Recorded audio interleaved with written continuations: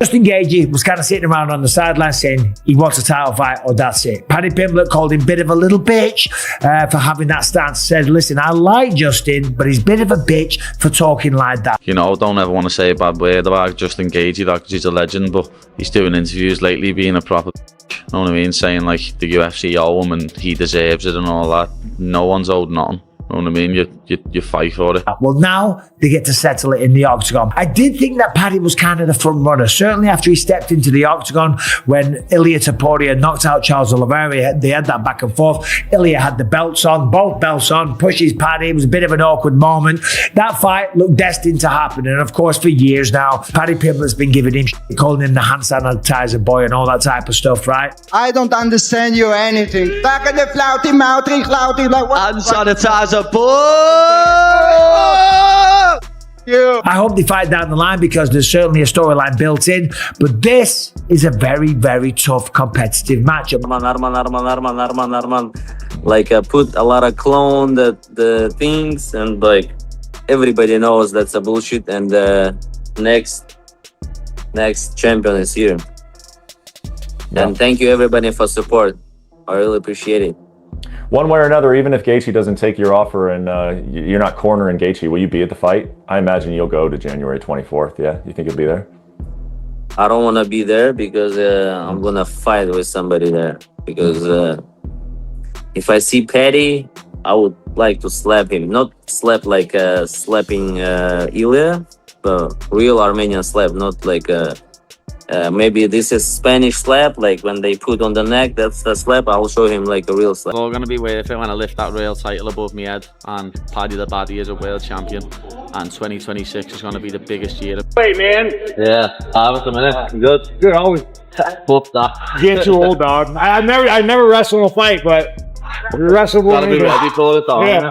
I didn't know go with 55 dude, but I don't know if you counted one. Just see it. The right top.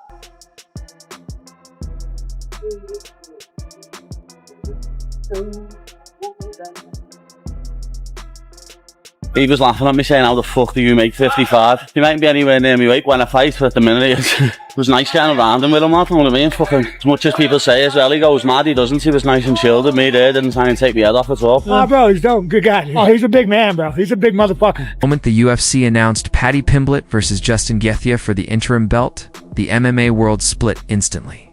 Some fans call it a dangerous mismatch. Others say it's exactly what the division needed. While the debate rages, Paddy is already grinding, locked in for the biggest test of his career. Analysts aren't holding back either, firing off early takes as this matchup becomes one of the most talked about announcements of the year. Justin Gaethje's moving better, but when he wants to really sit down and be violent, he can.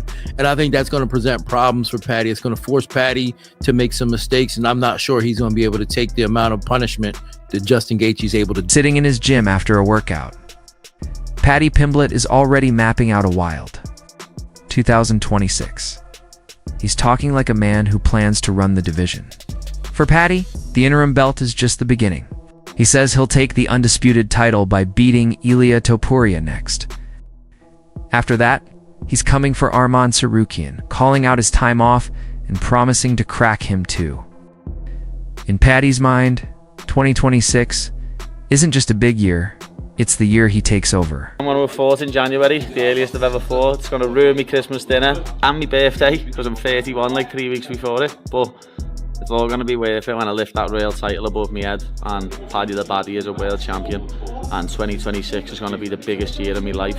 I am coming for that interim title, then I'll be making it the undisputed title when I come and beat Ilia Topuria up and take the undisputed title.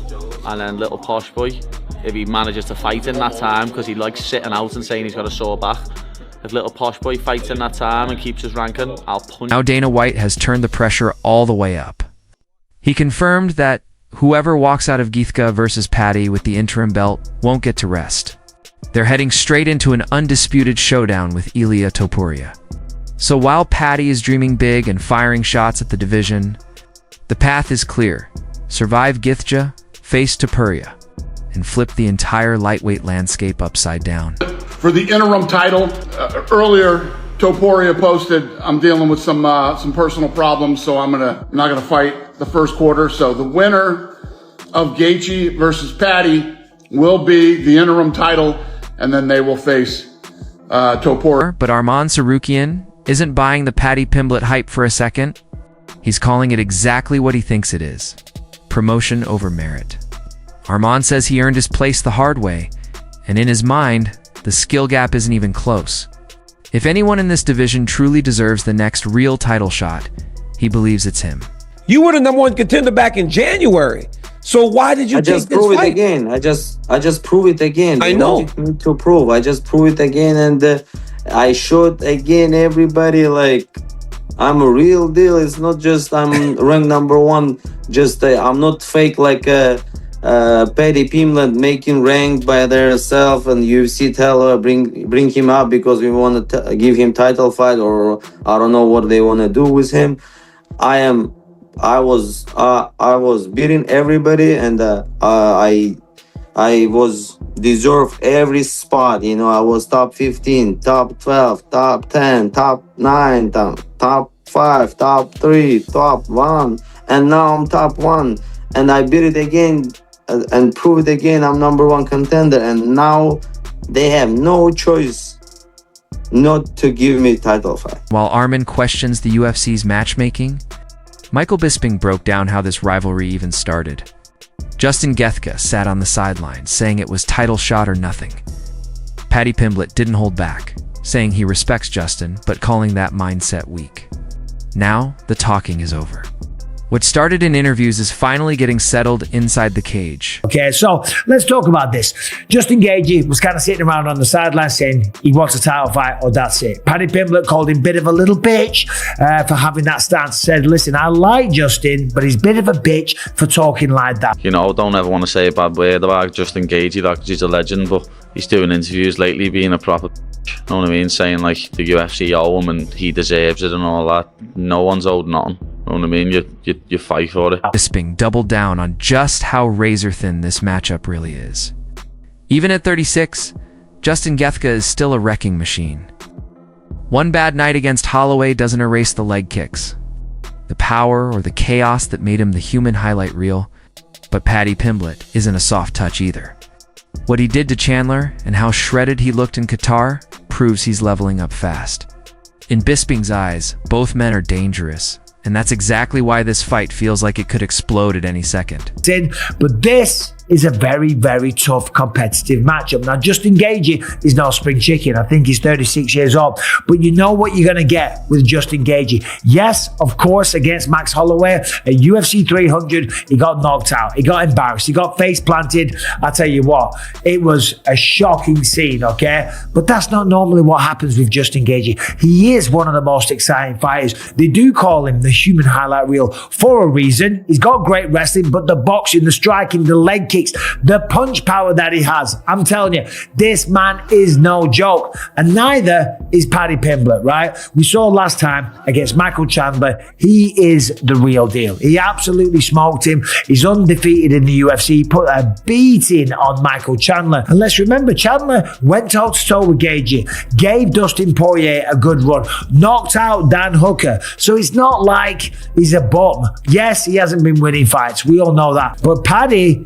made it look different. He beat the living hell out of him. Simple as that. And I knew he had something coming up because last week when I saw him in Qatar, the man was playing paddle, right? Like a paddle bro. He had his shirt off in the sun. He was glistening. He had the six-pack. He looked great. We all call him Paddy the fatty, right? Well, he isn't fat right now. The man looked to be. Most fans are still arguing about whether this fight even makes sense. Din Thomas has already made his pick. He's leaning hard toward Justin Gaethje. Paddy Pimblett is crafty, tough, and capable of hanging with elite fighters, but Gaethje's relentless downhill pressure is a different animal. You can try to outthink him, but sooner or later, he drags you into chaos. And Thomas isn't convinced Paddy has the tools to survive that storm, especially if takedowns aren't there. Power, pace, pressure, Gaethje gets the edge in a fight that's anything but easy. Who are you leaning towards in Gaethje versus Paddy? I'm leaning towards Gaethje for sure. Yeah? I think absolutely. I mean, just Gaethje he's still a banger, man. And it's some like Paddy's crafty. Paddy's really crafty. And he's shown that he can withstand certain things and he can hang around with certain guys. But I just think, when Justin Gaethje gets rolling downhill and the amount of violence and he's able to catch up to people, like you can try to be crafty as you possibly can with Justin Gaethje, but eventually he's going to catch up to you and you got to stand up and fight him. Max Holloway was able to do that. Like Max Holloway was, he was obviously doing very well, but then when he sat down on his punches, I mean, we saw what happened. So I'm not sure that Paddy Pimblett has the ability to do that, and I'm pretty sure Paddy Pimblett can't take Gaethje down. So I'm leaning. And MMA Guru couldn't stop laughing at the chaos.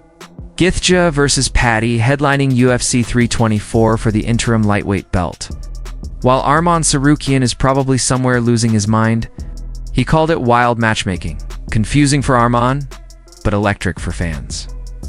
With Ilia Topuria stepping away for now and the winner guaranteed the next title shot, Guru says the whole setup is outrageous in the best way, and he's even leaning toward Paddy pulling off the upset.